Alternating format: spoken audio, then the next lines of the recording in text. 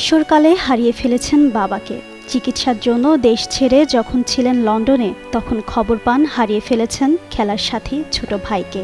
আর এখন মা, যে মায়ের স্নেহের আঁচলে বেড়ে ওঠা, যার হাত ধরে খেলার মাঠ থেকে রাজনীতির মাঠে পদার্পণ, সেই ছায়াসঙ্গী মাকে হারিয়ে তারেক রহমান আজ বড্ড একা। এই জগৎ সংসারের মায়া কাটিয়ে গোটা দেশকে কাঁদিয়ে না ফেরার দেশে বিএনপির চেয়ারপারসন খালেদা জিয়া।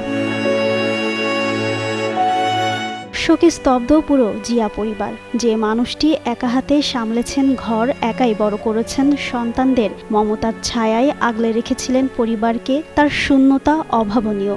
শুধু পরিবারই নয়, ঢাল হয়ে হাল ধরেছিলেন দেশেরও। চিরাচারিত নিয়ম ভেঙে হয়েছিলেন দেশের প্রথম প্রধানমন্ত্রী। তাই তো এই দেশ জাতি শোকাচ্ছন্ন।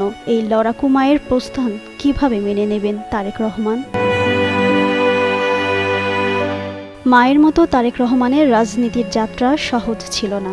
নানা চড়াই উতরাইয়ের পার করেছেন তিনি। ১৯৮৮ সালে বগুড়া জেলা বিএনপির গাবতলী উপজেলা ইউনিটে সদস্য সচিব হিসেবে তারেক রহমান আনুষ্ঠানিকভাবে বিএনপিতে সক্রিয় হন। ১৯৯১ সালের সংসদে নির্বাচনে খালেদা জিয়া যে ৫টি আসনে নির্বাচন করেছিলেন, তিনি সেগুলোর দেখভাল করেছিলেন।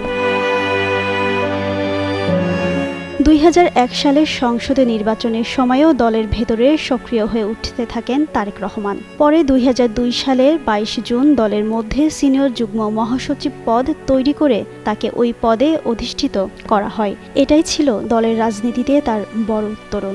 এই সফরে একমাত্র সঙ্গী ছিলেন মা খালেদা জিয়া, যার স্পৃহা বারুদের মতো জুগিয়েছিল শক্তি। যদিও একসময় এই গতিপথ বেঁকে যায়, যুক্তরাজ্যে চলে যেতে হয় তারেক রহমানকে। এর মধ্যে আরও একটি দুর্যোগের আঘাত লাগে জিয়া পরিবারে। ২০১৫ সালে ২৪ জানুয়ারি মালয়েশিয়ায় মারা যান ছোট ভাই আরাফাত রহমান কোকো। সব দুর্যোগ কাটিয়ে ঘুরে দাঁড়ানোর এক মহেন্দ্রক্ষণ। দীর্ঘ ১৭ বছর পর জন্মভূমিতে পা রাখা, মায়ের কোলে ফেরা, নতুন সূচনার শুভক্ষণে বাদ সাধল সৃষ্টিকর্তার এক কঠিন সিদ্ধান্ত।